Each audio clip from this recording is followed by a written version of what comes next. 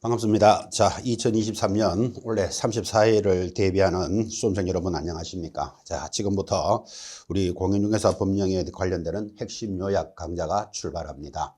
자, 인강드림의 자랑이죠.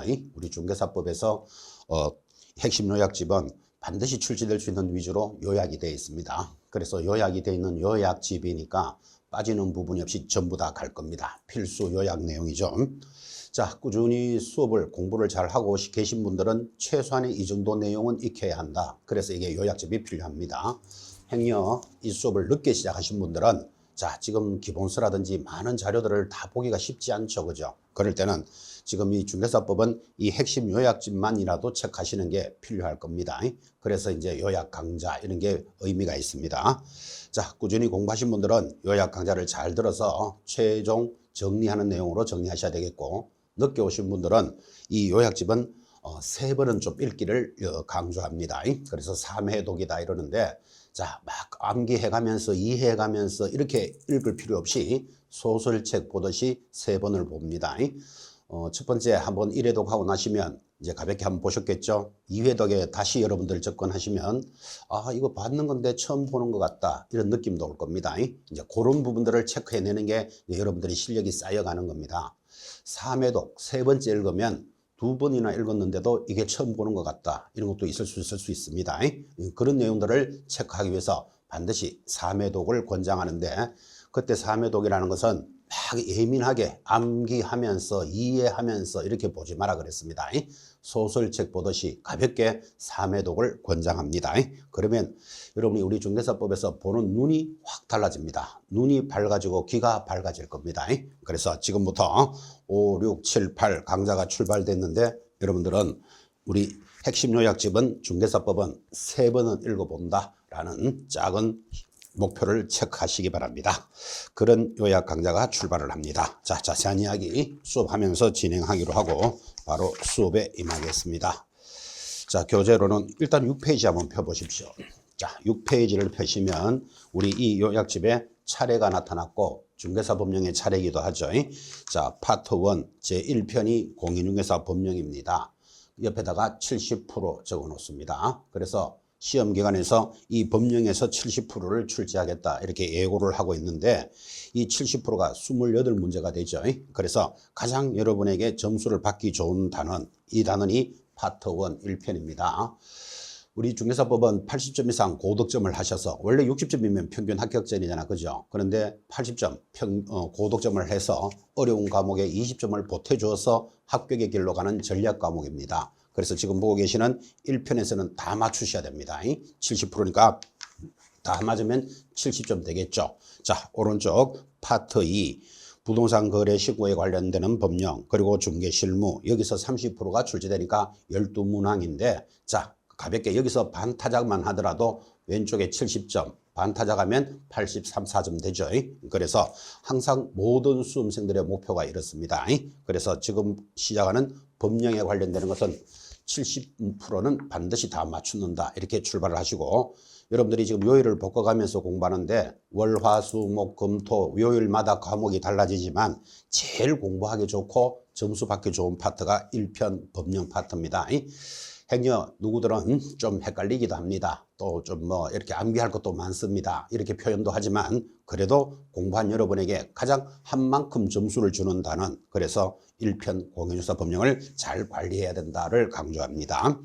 오른쪽 7페이지 보시면 2편에서 부동산 거래 신고에 관련되는 법령이 출발되는데, 거기서는 무조건 출제될 때 거기 첫 번째 챕터 1장에서 거래 신고에 관련되는 법률이 비중이 자꾸 높아지고 있습니다. 한 3문제 나오다가 4개 나오다가 5개 이렇게 비중이 좀 높아지고 있으니까 거래 신고에 관한 법령 잘 챙기시고, 바로 밑에 외국인 취득에 관한 특례, 토지거래 허가제 등등은 제목 하나에 반드시 한 문제씩 출제한다 이렇게 보셔야 됩니다. 이 토지거래 허가제는 약 2문제도 출제될 수도 있죠. 그렇죠? 그래서 이 거래 신고에 관련되는 법령도 우리 점수 받칩니다. 이어지는 중개 실무 기타 타 과목들이 전부 다 연결되어 있고, 거기 챕터 5번 제일 밑에 보시면 개별적 실무의 주택임대차보호법, 민사특별법이죠. 상가임대차보호법, 또 명의신탁에 관련되는 법령, 거기다가 경매 등 해서 이제 여러분들의 관심도 많은 단원을 실무편에서 만나게 됩니다. 여기도 공부하면 했는 만큼 점수를 받을 수 있는 파트죠. 자, 그래서 실무편까지 해서 자, 우리 공인중개사 법령도 1편, 2편, 3편이 되니까 사실상 3과목의 역할을 하고 있습니다. 그래서 아주 여러분에게 가장 점수를 받을 수 있고 또 가장 현실적인 과목이죠. 이게 민법이나 학개론과 같은 이론적으로 추상적인 과목이 아니죠. 법률 행위, 법률의 사실 이런 걸 구분하는 시간이 아니고 바로 합격하시면 현장에 나가서 중개업을 할 때 관련되는 내용이니까 여러분 자존심을 걸고라도 잘 하셔야 될 과목이기도 합니다. 자, 과목 소개했고 이제 본격적으로 수업이 출발됩니다. 교재 10페이지 펴주시기 바랍니다. 자, 10페이지 제1편 법령의 총칙편하고 출발을 했습니다. 뭐 아주 가벼운 단원인데 우리 공인중개사 법령에서 총칙은 가볍습니다. 자, 총칙편에 관련되는 것 제1편 목적, 2편 용어의 정의, 3편이 중개대상물인데 오늘 중개대상물까지는 공부할 예정입니다. 민법에서 총칙은 어렵다면 우리 중개사법에서의 총칙은 편안합니다. 그래서 제목 하나에 한 문제씩 아주 가볍게 입문을 하는데 자, 지금 내려가면 1번 중개업의 변천 과정이라는 게 출발을 합니다. 자, 이 중개업의 변천 과정은 역사적인 모습이니까 우리 단원에서 썩 중요하지는 않겠죠. 그런데 출제되는 파트가 있기 때문에 이걸 짚어놓고 가야 됩니다. 자, 자주 출제했던 부분이 제 첫째 줄입니다. 1번에 1번 내려오면 중개업의 효시는 이라는 거 찾으셨나요? 효시의 동그라미 합니다. 자, 이 효시라는 말은 날아가는 화살의 앞부분을 효시라고 합니다. 효시가 뭐라고요? 날아가는 화살의 제일 앞부분. 그러면 화살이 얼마나 빠르게 날아갑니까? 빨리 날아가는 화살이 보이지도 않을 정도로 빨리 날아가는데 그것의 제일 앞부분이니까 어떤 사건이나 사안에 있어서 처음 만나는 것을 효시라는데 자, 우리 중개업은 어디서부터 출발했느냐 지금 이 말이겠죠. 그래서 효시를 찾으시오. 1, 2, 3, 4, 5 이렇게 출제한 바 있고 그때 답이 객주였습니다. 그래서 지금 여러분 보시다시피 효시는 객주에서 출발했다 해서 객주들을 동그라미 하나 하면 되죠. 그런데 이 객주가 무슨 뜻입니까? 그런 거 아실 이유 없다. 그죠? 역사를 가르치는 시간이 아니라 그랬잖아요. 그래서 객주에서부터 출발을 해서 첫째 줄에 보면 우리나라 중개업의 효시는 고려시대에 성행하던 객주였다. 이렇게 부드럽게 설명했습니다. 그때 객주에서 일을 하던 사람이 거간이라는 게 있습니다. 둘째 줄에 거간은 주로 객주를 도와서 타인 간의 거래에 흥정을 붙이는 사람을 거간이란다. 그때 객주나 거간업은 줄어날 걸까요? 당시 누구나 자유롭게 할 수 있었다 정도를 가볍게 체크하시고 이 객주가 중개업의 최초의 효시라면 여기서 일하는 사람이 거간이라는 게 있었다 이 말이에요. 자, 여러분 말을 소개하면 예전에는 말 이런 게 중요한 재산이었을 거예요. 그러면 마거간 이렇게 불렀답니다. 소를 거래하면 우거간 이렇게 불렀겠죠. 비단이나 포목 이런 것도 중요한 재산이었을 겁니다. 그 옛날에는 그때는 포목 거간 해서 소개하시는 분이 거간이었는데 우리는 그런 사람들이 중요한 게 아니고 집을 소개하는 게 중요하겠죠.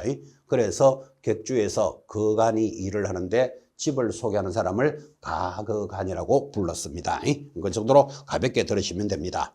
그래서 지금 바로 밑에 동그라미 2번 따라 들어오죠. 중개업의 출발은 각회에서 출발하는데 이 각회라는 게 한자말이에요. 집을 소개한다 이 뜻입니다. 그래서 갈로 열고 집을 소개하는 사람을 뭐 가거간 또는 순수 우리말로 집주름 이렇게 부르기도 합니다. 이런 사람들이 바로 밑에 설명되어 있죠. 우리나라 최초의 독자적인 전문 직업인으로서 부동산 소개 영업을 하던 자다. 지금 말하면 최초의 개공사다 이런 뜻이에요. 그죠? 자, 최초로 개공사의 역할을 하고 있는 것을 찾으시오. 최초 효시가 문제에 나왔으니까 최초의 개공사의 모습은 하고 물으면 집을 소개하는 사람 가거간 또는 각회 또 순수 우리말로 집주름이 최초로 지금 말하고 있는 개공사의 역할을 하고 있습니다. 그 정도 가볍게 접근하시면 되고 자 바로 밑에 참고해서 각회 그 가거간 집주름은 거간들 중에서 부동산에 대한 중개를 전문적으로 하던 사람들이다. 그래서 우리는 뭐 집을 소개하는 사람을 관리하지 뭐 소를 소개하는 뭐 우거간 말을 소개하던 뭐 마거간 이런 것들하고는 의미는 없죠. 그래서 집을 소개한다 간 하나 들어 놓으시기 바랍니다. 자, 이렇게 해서 이제 고려 조선시대 때 역사적인 모습을 가볍게 보고 계시는데, 자, 조선이 망합니다. 그래서 내려가면 2번 대한제국 말기에는 객주 그간의 인가제라는 게 보입니다. 그 인가에 일단 밑줄 하나 끄시고, 자, 그때 객주 그간 규칙이 제정되어 인가제의 형태로 소경업의 규제가 시작되었는데, 밑에 참고에 줄 하나 끌까요? 객주 그간 규칙은 중개업에 관련된 최초의 법이다라고 이야기합니다. 자, 그러면 효시를 시험에서 물어 들어오니까 그게 맞게끔 공부하는 거예요. 최초의 개공사는 누구? 가그간, 집각회라면, 자, 최초의 법의 모습을 갖춘 건 무엇입니까? 하니까 지금 줄 것인 것, 객주 그간 규칙이 최초의 법의 모습을 갖추고 있습니다. 이런 이야기겠죠. 서울에 있는 사람들은 서울 물건만 거래하고 부산에 있는 사람들은 부산 물건만 거래하는데 이거를 규칙을 안 정하니까 서울에 있는 막대한 인원과 막대한 자본이 부산에 있는 물건을 다 거래하는 거예요. 그러니까 우리 이러지 말고 자기 지역에서만 영업하자라고 규칙을 정했습니다. 그래서 누가? 객주와 그간들이. 그래서 이 규칙이 지금 보니까 최초의 법의 모습을 갖추고 있더라라는 내용이죠. 가볍게 들으시면 됩니다. 자, 그랬던 것이 최초의 법인데 이제 조선시대가 망했으니까 3번 내려가면 일제시대 때는 소개영업의 허가제가 도입이 되는데, 자, 허가제에 가볍게 줄 하나 꺼보시고, 허가제가 도입되고 1922년 소개영업 취체 규칙을 제정하는데, 이 취체라는 말이 좀 어렵죠. 지금 쓰지 않는 말이지만 일본말로 표현하면 단속하다 이런 뜻이에요. 자, 그러면 소개영업 취체 규칙은 소개영업을 하는데 단속하는 규칙이 만들어졌고, 자, 이것이 허가제로서 규제가 강화되었다. 그래서 허가제에 가볍게 줄 하나 꺼셨습니다. 자, 여기까지 1, 2, 3번 지금 보고 계시는 내용까지는 역사죠. 그럼 역사니까 그냥 가볍게 보시고, 거기 1922년 이런 것들은 참고로 보는 거지 그걸 암기하라고 지금 주어진 내용은 아닙니다. 흘러가는 흐름을 보자 그런 뜻이죠. 자, 제일 밑에 4번 드디어 이제 해방이 되고 우리나라 겁니다. 1961년도에 소개영업의 신고제가 도입되는데, 자, 신고제 밑줄 하나 꺼놓고 소개영업법 하는 게 만들어져 있습니다. 자, 그런데 이 소개영업법에서는 제일 밑에 받아쓰기 하나 할까요? 자, 소개영업법 밑에다가 동산 적습니다. 그래서 소개영업법에서 관리하던 물건들이 뭐냐 하니까 동산도 소개영업법에서 관리합니다. 동산. 점 찍고 부동산도 여기서 관리합니다. 점 찍고 직업소개 적고 있습니까? 직업소개 이런 것들도 여기서 정리합니다. 점 찍고 혼인의 알선까지 4개죠. 자, 동산을 소개하거나 부동산을 소개하거나 혼인을 알선하거나 직업을 소개하는 이런 소개하는 것들은 모두 지금 보고 계시는 소개영업법 하에서 진행이 되는데, 이 소개영업법은 신고제로 도입이 되었다라고 돼 있죠. 그 신고제, 신고하고 그런 영업을 했다 이런 뜻이에요. 자, 그런데 이제 여기서 부동산은 많은 문제점을 제시하게 됩니다. 자, 여러분 좋아하지도 않지만 그래프 가볍게 그려보면, 자, 이렇게 올라가는 게 경제 성장률 프로테이지라고 합시다. 5% 성장했다, 10%, 15% 이렇게 경제 성장률이 있다면 이렇게 흘러가는 것을 시간, 타임이라고 합시다. 예를 들어서 1960년대, 70년대, 80년대, 그래서 지금은 2023년대를 지금 살고 있습니다. 그러면 시간이 지나면서 경제 성장률이 올라가는데, 여러분은 너무나 잘 알다시피 1960년쯤이면 우리나라는 전쟁이 끝나고 몇 년 되지도 않았죠. 그리고 세계 최빈국 가난한 나라였다 이런 이야기는 들어보셨죠. 그때 경제 성장률이라는 게 뭐 볼 것도 없었을 겁니다. 자, 그랬던 60년대가 지나가면서 이제 세월에 따라서 경제 성장률이 이렇게 올라갈 것 같지만 이렇게 올라가는 게 아니고 우리 경제 성장률은 이렇게 올라갑니다. 지금은 이제 이렇게 가겠죠. 자, 그러면 이때 60년대, 70년대, 80년대, 90년대까지를 우리는 고도 성장기라 부릅니다. 세계 최고로 성장했다 그런 이야기 합니다. 그래서 고도 성장기가 만들어지니까 이렇게 고도 성장기가 되면 어떤 문제가 발생하는가 하면 버려진 땅에 공장을 지어야 되겠죠. 공장을 지으려면 도로도 닦아야 돼. 도로를 닦으려면 식당도 만들어야 되겠죠. 또 직원들이 살아야 될 아파트 단지도 조성해야죠. 신도시가 만들어지기 시작합니다. 그래서 경제 성장률이 급격하게 발전하니까 국토 개발이 일어나는데 사람들이 배우기를 1년 동안 일한 것보다 땅 한 번 잘 써놓는 게 훨씬 덕이구나를 배우게 됩니다. 그래서 지나 개나 부동산을 보러만 다니니까 나라가 부동산 때문에 망하겠다라는 위기감을 느껴서 안 되겠다. 80년대쯤에는 뭐를 만든다? 부동산만 관리할 수 있는 법이 있어야 되겠다라는 게 필요해지죠. 그래서 소개영업법 하에서 동산이라든지 부동산도 관리했다면 이제는 부동산만 관리하는 법이 하나 있어야 되겠다. 그래서 11페이지 오른쪽 상단에 가면 중개법을 만들게 됩니다. 그때 1번에 보면 중개업법의 제정해놓고 거기는 허가제라는 거 보이시죠? 허가제 밑줄. 그래서 부동산을 관리하는 중개법을 만들 때는 이 허가제로서 규제를 강화하게 됩니다. 바로 밑에 참고 보시면 부동산 중개업법은 부동산 중개업법 중개업의 허가제로서 공인중개사 제도를 도입했고 확인 설명 의무제 또 손해배상 책임을 위한 업무 보정 설정 등을 주요 계좌로 해서 정리가 되었다. 그래서 지금 여러분이 배우고 있는 이제 우리 공인중개사법의 근거가 되죠. 공인중개사 제도도 만들고 그다음에 이제 개공사가 손해를 입히면 손해배상에 대한 책임도 있어야 되겠다. 또 중개보수는 주어진 표 안에서 이렇게만 받아야 한다라는 등등의 내용들이 만들어졌습니다. 그때 이 중개법을 만들 때는 부동산을 통제하기 위해서 만들었으니까 규제가 당연히 강화됐겠죠. 그래서 신고제로 가던 소개영업법이 허가제로 도입되는 계기가 됩니다. 자, 그러면 여러분들은 느낌은 신고제에서 중개법을 만들 때는 허가제로 도입을 했다는 뜻은 규제를 강화했구나라는 느낌은 가지셔야 됩니다. 자, 그리고 내려가면 동그라미 2번 중개법이 1차 개정이 있었다. 개정 가볍게 보시면 되죠. 그렇게 바뀌었고. 자, 6번이 그래도 또 별표입니다. 1999년 7월 이후에는 중개업이 등록제로 개정이 됩니다. 등록제는 중요하니까 동그라미 딱 찍습니다. 자, 그래서 중개업을 허가제에서 등록제로 개편을 하는데 언제라고요? 1999년이라고 되어 있잖아. 그죠? 자, 99년의 해는 우리나라에서 아주 중요한 해입니다. 어떤 해였을까요? 1999년도 IMF가 오던 시절입니다.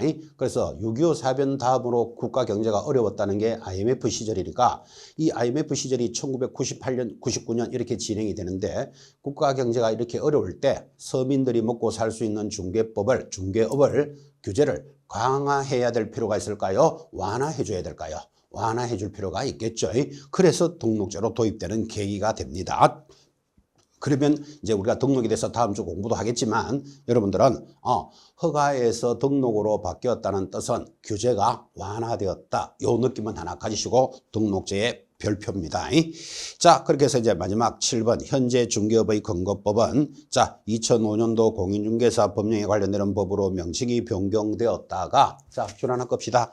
2014년도에 공인중개사 거래에 관련되는 법을 뭘로 바꾸는가 하면 공인중개사법과 거래신고에 관한 법 이렇게 이 두 편으로 별도로 나누었다. 그래서 지금 제목이 공인중개사법이 되는 계기가 됩니다. 자, 그래서 여러분들은 이제 공인중개사법이 80년대 중개법에서부터 어떻게 쭉 흘러왔음을 이야기해 주는 내용들을 지금 보고 있습니다. 자, 이 내용들은 역사적인 모습이니까 크게 막 스트레스 받을 필요는 없는데 지금 지나간 내용에서 여러분이 배울 게 하나 있습니다. 자, 이 법이라는 것은 규제를 하는 거니까 지금 조선시대 때부터 지금 쭉 보니까 그 옛날에는 자유롭게 영업했을 것이다. 그래서 아까 자유제의 동그라미 하셨죠. 자, 그리고 중간에 보니까 인가제라는 거 보였죠. 인가제도 보이고 또 나라 조선시대가 망하니까 일제시대 때로 돌아오면 다시 자유제로 일시적으로 돌아갔다가 경찰서장에게 허가를 받는 허가제로 도입이 되고 그 다음 해방이 되고 소개영업법은 신고제로 도입을 했습니다. 신고제로 가던 것이 중개법은 별도의 부동산을 규제를 강화해야 되니까 허가제로 도입이 되었고 IMF가 오면서 등록제로 바뀌었다는 것을 지금 체크해 드렸죠. 자, 요게 규제의 변천입니다.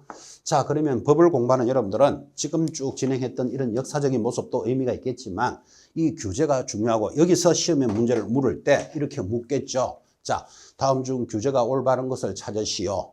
1. 신고제, 허가제, 등록제, 승인제, 2. 자유제, 신고제, 허가제, 해서 1, 2, 3, 4, 5 5개 지문을 만들어내면 내용이 얼마나 긴지 그 본고사지 한 반 페이지가 이 한 문제 다 차지합니다. 그리고 내용도 큰 의미도 없는데 이런 것들을 이거 다르고 이거 다르고 이거 다르고 이거 다르고 이러고 있으면 날 셉니다. 그래서 첫 번째 문제에 지문을 길게 넣어가지고 학생들이 거기에 시간을 뺏기게 되면 설사 풀 수 있는 문제를 놓치게 되면 그해 시험 농사가 망치게 됩니다. 그래서 행여 이런 문제가 탁 들어오거든 절대로 암기하시지 말고 방금 봤지만 고려 조선시대에는 자유롭게 하였을 것이다. 거기에는 여러분들 뭐 이유가 없죠. 그 고려시대 때 조선시대 때부터 시험에 합격한 사람만 중개업을 할 수 있다. 그랬을 리가 없겠지. 그죠? 그럼 자유제로 출발했던 것이 중간에 인가제, 허가제, 성인제, 또 자유제 등이 변화가 있었더라도 신경 쓰지 말고 해방이 되고 나긴 뒤에는 어떻게 했다? 신고제, 허가제, 그리고 지금은 등록제로 가고 있다. 요 부분을 찾아내는 게 정답이다 이 말이에요. 그럼 이것들을 확 섞어서 만들면 양이 굉장히 많죠. 근데 아무리 요란하더라도 그 옛날에는 자유롭게 했을 것이다. 자유제로부터 출발하여 중간에 자유, 성인, 인가가 어떻게 움직이더라도 마지막에는 신허등으로 교제하였다. 이게 정답이다 이 말이에요. 그래서 소개영업법 1961년도에 신고제로 도입했던 것을 중개법을 만들 때는 규제를 강화해서 허가제도를 도입했습니다. 그랬던 것이 IMF가 오면서 서민들의 생활을 완화를 하기 위해서 등록제로 개정되었고 지금도 등록제로 가고 있습니다. 그래서 자유제로부터 출발한 규제가 어떻게 바뀌었더라도 마지막에는 신허등으로 규제했다. 이거 찾아내는 게 지금까지 본 내용들의 내용입니다. 신허등 하니까 발음이 잘 안 되시는 분은 신호등으로 규제했다. 신호등 이렇게 기억하셔도 돼요. 여러분 밖에 나가면 사거리 신호등이 많죠. 신호등이 뭐하지요? 빨간불이 오면 서세요, 파란불이 오면 가세요라고 교통을 규제하듯이 우리 중개법도 신호등으로 규제했다. 이렇게 해서 신호등을 적어 놓습니다. 자, 이 정도 내용을 집에 가서 막 볼펜 돌려가면서 다시 암기 그럴 내용은 아니죠. 그래서 지금까지 읽었던 역사적인 모습에서 규제의 변천사는 정리하시고 이제 이게 정리가 돼 있는 분들은 지금 중개사무소에 가서 여러분들은 이 중개사무소는 허가받았습니까? 이렇게 말하면 틀리게 말하는 거죠. 지금은 등록제로 규제하니까 이 중개사무소는 등록했습니까? 물어야 되고 거기 일하는 분들이 우리는 등록한 사무소입니다. 이렇게 말해야 표준말이 오고 가는데 허가받았습니까? 하니까 우리는 허가받고 합니다. 그러면 여러분들은 속으로 무식하기는 이렇게 대답하셔야 됩니다. 지금은 허가제가 아니고 등록제라는 개념을 잘 봐주셔야 됩니다. 자, 그래서 규제의 변천사 요 부분이 그래도 서론에서는 제일 중요합니다.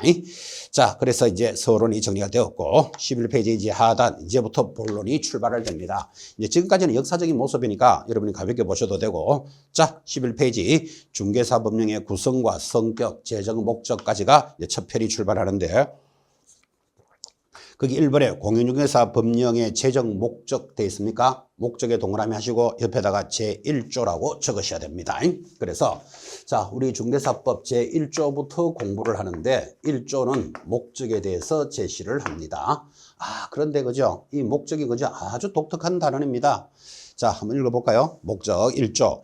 1번 이 법은 공인중개사의 업무 등에 관한 사항을 정하여 이렇게 갑니다. 일단 공인중개사 동그라미 그 전문성을 제고하고 전문성의 동그라미 부동산 중개업을 건전하게 육성하여 이렇게 나가니까 중개업의 동그라미 합시다. 중개업 동그라미 건전하게 육성하여 육성의 동그라미 그리고 국민경제에 이바지함을 목적으로 한다. 국민경제도 동그라미. 자, 제1조가 출발을 했고 지금 보시다시피 공인중개사의 전문성을 제고하여 전문성이 제고가 되면 중개업을 건전하게 육성하여 국민 경제에 이바지함을 목적으로 하겠다라고 제1조 목적이 나타났는데 얼마나 독특한가 하면 제1조는 여러분 1회 시험으로부터 지금 33회 시험이 끝났죠. 여러분들은 34회를 준비하는 수험생들인데 이 단어는 22회 시험 때까지는 12번이나 출제가 됩니다. 여러분 1회 때부터 22회까지 12번이 나왔습니다. 이 말은 2년에 한 번꼴로 출제했다 이런 뜻이에요.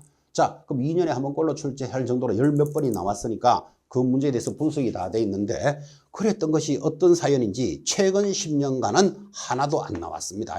그래서 이 단어는 아주 독특하다 이 말이에요. 자, 그러면 뭐 지금까지 안 나온 건 그렇고 여러분이 준비하는 34회는 출제가 될까요? 안 될까요? 모르죠. 일단 해봐야 아는데.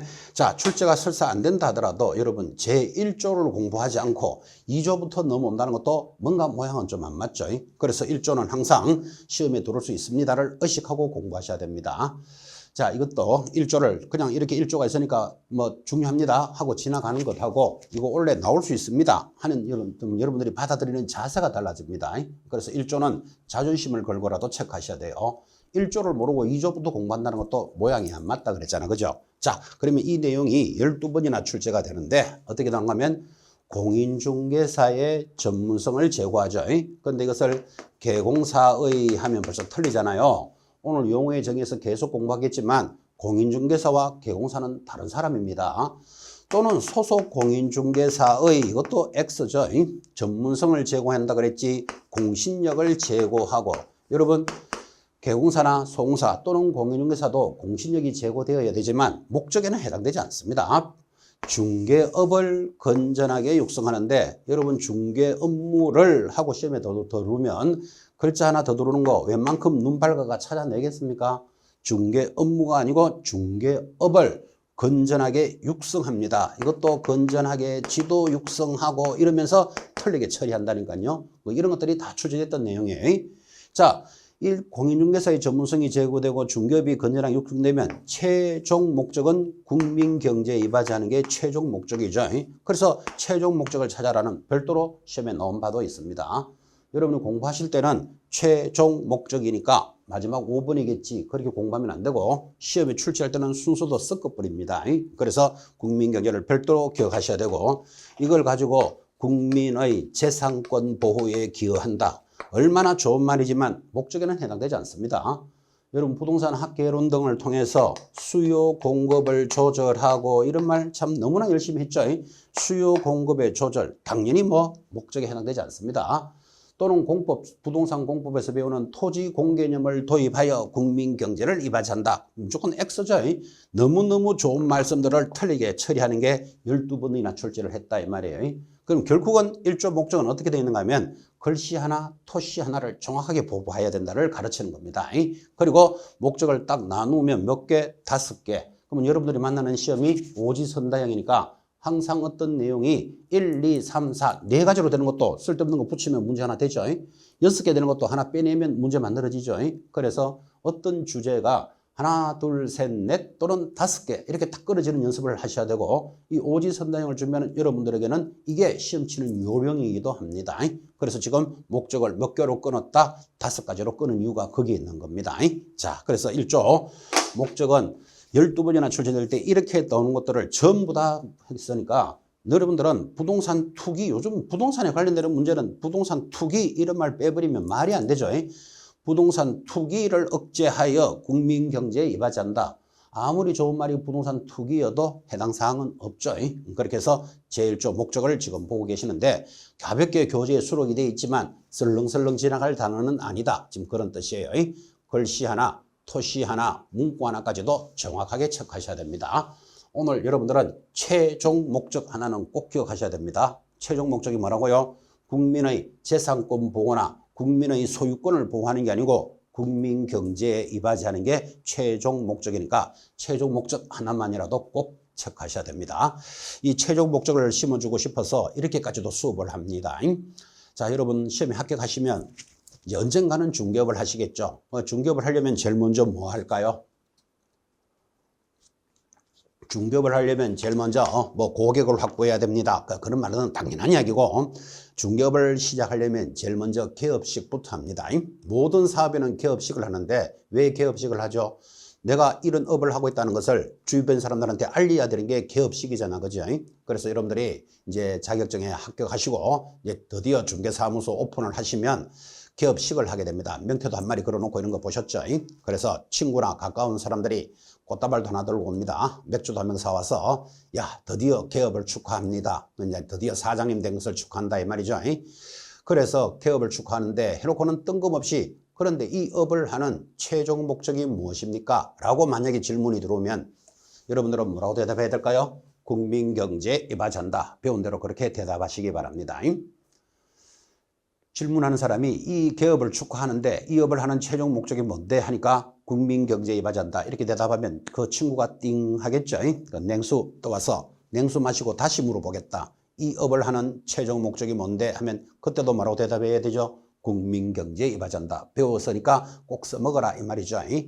그 친구가 기가 막히니까 세 번째 묻습니다. 자, 이제 다시 한 번 더 물어볼게. 최종 목적이 뭔데 하면 그때도 국민경제에 입하잔다라고 이야기하면 119에 실려갑니다. 그때는 여러분 돈 벌라고 이렇게 대답하셔야 되겠죠. 중개업을 하는 가장 큰 목적이 뭐다? 자기 돈 벌라고 하는 거죠. 근데 공부할 때는 최종 목적을 뭘로 배웠다? 국민경제에 입하자므로 배웠으니까 이 부분 하나만이라도 오늘 익혀가라고 이 정도로 수업을 했습니다.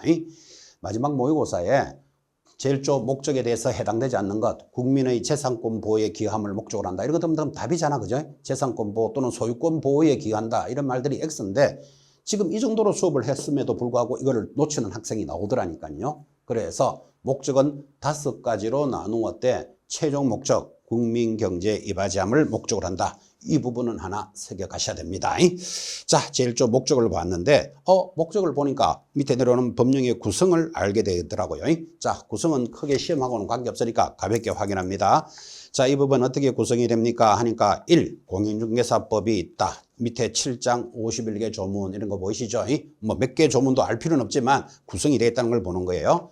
자, 그런데 이번에는 내려가면 우리 공인중개사법에 시행령이 도입되는데 시행령을 다른 말로는 대통령령이라 한다고 돼 있죠. 그 부분은 체크하셔야 돼요. 앞으로 여러분들은 어떠한 내용이 시행령으로 정해져 있다 또는 대통령령으로 정해져 있다 이런 문제가 나오면 같은 말이라는 걸 이해하셔야 돼요. 이게 같은 말인 줄 모르면 이제 그 내용이 정신이 없어지니까. 자, 공인중개사법이 있고 법에 따라서 뭐가 있다? 시행령이 있는데 시행령을 다른 말로는 대통령령이라 합니다. 한 장 넘기시면 시행규칙이 도입이 되죠. 자, 시행규칙에 역시 줄 거 놓고 옆에 시행규칙을 다른 표현으로는 국토교통부령이라 한다라는 것을 알아들으셔야 됩니다. 여러분 대표적으로 그죠? 중개보수편. 자, 우리가 이제 중개수수료라고 이야기하죠. 중개보수는 중요하잖아요. 내가 10억짜리 아파트를 하나 팔면 수수료가 얼마입니까? 이거 중요하죠. 그러면 중개보수 파트는 굉장히 중요한데 중개보수 파트는 국토교통부령으로 정한다 이렇게 되어 있다니까요. 이 국토교통부령으로 정한다를 다른 말로는 시행규칙으로 정한다 이 말하고도 같은 말이라고 지금 체크되어 있죠. 그런데 이거를 못 들은 사람은 한 번은 국토교통부령 하더니 한 번은 시행규칙이라 한다. 이게 무슨 차이입니까? 이러고 있으면 날 새는 소리 하는 거죠. 똑같은 말이라니까요. 똑같은 말인데 이 부분을 못 알아들으면 그러면 그 앞에 했던 수업은 내용을 이해했겠느냐 이런 문제가 생긴다니까요. 그래서 그 부분은 짚으셔야 돼요. 자, 다시 중개사법이 있으면요. 뭘로 돼 있다? 시행령이 있는데 시행령을 다른 말로 뭐라 그런다? 대통령령 그러는 거예요. 같은 말이에요. 그 대통령령에 따라서 시행규칙이 만들어져 있고 이 시행규칙을 국토교통부령이라 하고 이렇게 중개사법은 구성이 돼 있다. 그 이야기입니다. 그래서 여러분들은 국토교통부령을 시행규칙을 한다는 말을 지금 표시하시고 익혔습니다. 자, 구성은 가볍게 봤다면 내려가면 3번 이 법의 법적 성격은 시험에 들어옵니다. 그래서 이건 별표입니다. 왜 별표인가 하면 성격이 하나, 둘, 셋, 네 가지로 딱 떨어지잖아 봐요. 이렇게 항상 네 가지로 떨어지는 이런 것들은 잘 봐야 된다라고 전달했죠. 다른 거 하나 딱 넣고 쓸데없이 넣고 틀린 것을 찾아라의 기본 문제입니다. 자, 중개사법을 공부해보면요. 이런 성격이 있는데 사람도 나름대로 성격이 있죠. 뭐 까칠한 성격이다, 차분한 성격이다, 사람도 성격이 있듯이 반드시 중개사법에도 성격이 있는데 자, 첫 번째 성격이 부동산 중개와 중개업에 관한 기본법적 성격입니다. 기본법 동그라미 같은 말이 옆에 일반법이다 이렇게 같이 표시해 주죠. 일반법도 동그라미 해놓고 이꼴 하시면 됩니다. 자, 우리 이 법은 어떤 성격이 있다? 기본법의 성격이다. 기본법이 다른 말로는 일반법인데 무슨 뜻입니까? 지금 설명해 줬잖아. 중개와 중개업에 관해서는 기본법이다. 그런 뜻이에요. 그러면 부동산 중개를 하면서 도로교통법, 변호사법 이런 거 보는 거 아닙니다. 부동산 중개업을 할 때는 가장 기본이 되는 법이 이 법, 공인중개사법이다. 그런 뜻이에요. 중개업의 가장 기본적인 성격. 자, 2번. 민법과 상법에 대해서는 먼저 해석되는 특별법적 성격이다. 아, 특별법 중요합니다. 동그라미 딱 찍어놓고 법을 해석하는 사람들은, 법을 공부하는 분들은 이 특별법의 성격이 중요한데, 자, 어떤 내용이 공인중개사법에도 있고 또 어떤 내용이 상법에도 있고 또 그 내용이 만약에 민법에도 있다면, 자, 그러면 어느 법부터 적용하느냐? 이제 이 문제가 생기겠죠. 그래서 공인중개사법부터 제일 먼저 적용합니다. 그래서 상법이나 민법보다 먼저 해석하니까 우리 공인중개사법을 특별법적 성격이다 이렇게 부르고, 여러분 학창시절에 반드시 공부했습니다. 중고등학교 사회과에 특별법 우선의 원칙이란 말 들어보셨을걸요. 일반적인 법과 특별법이 서로 충돌을 하면 어느 법부터 적용한다? 특별법부터 먼저 적용하니까 그를 특별법 우선의 원칙이다 라는 말을 들었단 말이에요. 그래서 똑같은 내용이 공인중개사법에도 있고 상법에도 있고 민법에도 있다면 공인중개사법부터 가장 먼저 적용합니다. 자, 적용을 했는데 이해가 잘 안 돼. 그러면 상법을 봅니다. 근데 상법을 보고도 해결이 잘 안 되더라. 그러면 민법을 보니까, 아, 그래서 민법은 우리들의 생활에 있어서 가장 바탕이 되는 법이다. 이 정도 내용도 알 수는 있겠죠. 자, 어쨌든 우리 중개사법의 성격은 민법이나 상법보다 먼저 해석하는 특별법적 성격 중요합니다. 그래서 이제 시험에 이런 게 나오죠. 우리 중개사법에서는 19세 미성년자가 자격증을 땄더라도 개공사가 될 수는 없다. 그걸 결격사유라고 합니다. 이해는 되죠, 여러분? 미성년자가 자격증을 땄는데 예를 들어서 15살짜리가 자격증을 따가지고 여러분에게 아파트 10억에 사겠습니까? 팔겠습니까? 이렇게 영업한다는 게 그림이 안 나오잖아, 그죠? 그래서 우리 중개사법은 미성년자는 중개업을 못하는 거예요. 그런데 민법에는 가보면 이런 15살짜리 미성년자가 혼인을 만약에 하게 되면 성년으로 인정을 해주니까 자유롭게 법률행위, 계약을 할 수 있다. 이런 내용이 나와요. 자, 지금 뭐라고 했죠? 우리 공인중개사법에서는 19세 미만인 자가 혼인을 하더라도 중개업을 할 수는 없다. 이렇게 되어 있다면 민법에서는 혼인한 자는 성년으로 인정돼가지고 성년의제라 그러죠.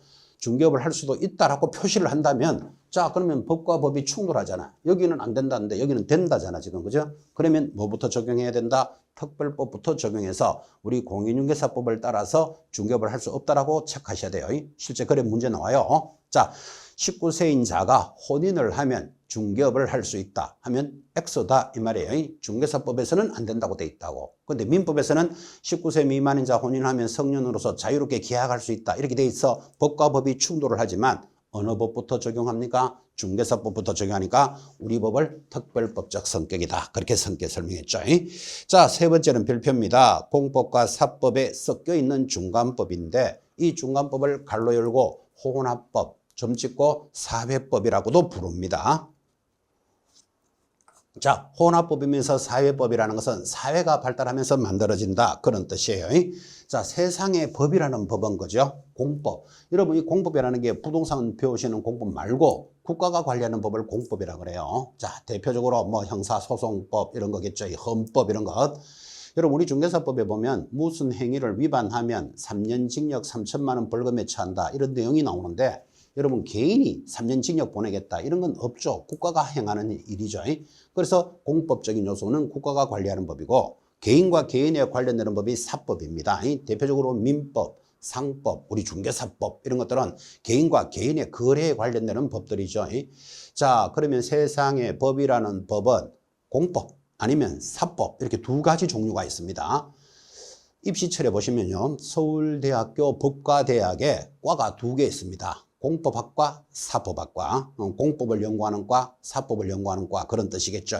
자, 그렇게 해서 법이라는 법은 공법 아니면 사법 두 개 중에 하나니까 지금 여러분들이 공부하고 계시는 이 중개사법을 펄렁펄렁 흔들면서 이 법은 무슨 성격입니까 하면 공법적인 요소도 있고 사법적인 요소를 포함하는 중간법이다 이렇게 부릅니다. 그럼 이 두 법이 섞여 있으니까 혼합법이다 같은 말이죠. 또 사회가 발달하면서 만들어지니까 사회법적 성격이다 이 말하고도 같은 말이다를 지금 필기하신 거예요. 자, 그래서 원래 개인에 관련되는 법이지만 그대로 개인들끼리만 거래하도록 놔두면 피해를 입는 사람이 생기겠죠. 뭐 사기라든지 이런 것도 있을 수 있잖아, 그죠? 그래서 그렇게 못하도록 소비자를 보호하기 위해서 국가가 개입을 합니다. 그래서 만약에 어떤 행위를 위반하면 1년 징역 1,000만 원 벌금에 처하겠다 또는 3년에 3천만 원에 처하겠다 이렇게 해서 국가가 개입됨으로써 뭘 하고 있다? 공법적인 요소도 포함되니까 공법과 사법이 섞여 있는 중간법입니다. 그래서 그걸 다른 말로는 혼합법이다 또는 사회가 만들어지니까 사회법적 성격이다라고도 같은 말로 정리가 되죠. 자, 마지막 이 법의 성격은 국내에만 적용하는 국내법적 성격입니다. 자, 국내법 하면서 항상 설명했던 거 이런 거죠. 여러분 이 법에 따라서 자격증을 취득해서 일본에 있는 아파트 팔려고 하려다 하면 안 된다 이 말이에요. 그래서 이 법은 국내에만 적용하지 일본에는 적용하지 않습니다. 국제법이 아니라는 뜻이죠. 그죠? 그래서 이 법의 성격들이 나타났습니다. 하나, 둘, 셋, 네 가지로 들어오기 때문에 시험용입니다. 출제도 됐고. 자, 우리 중개사법을 공부해 보시면 첫 번째 무슨 성격? 중개업에 관한 기본법이면서 일반법적 성격이다. 두 번째, 민법과 상법보다는 먼저 해석하는 특별법적 성격입니다. 세 번째, 공법적인 요소와 사법적인 요소가 포함되어 있는 중간법 또는 사회법적 성격입니다. 성격을 논합니다. 네 번째, 이 법은 국내에만 적용되는 국내법적 성격까지 해서 네 가지를 익혀주시기 바랍니다. 자, 아주 가볍게 출발했습니다. 제1조 목적을 공부하면서 이 법의 성격까지를 나타냈다 그런 뜻이죠.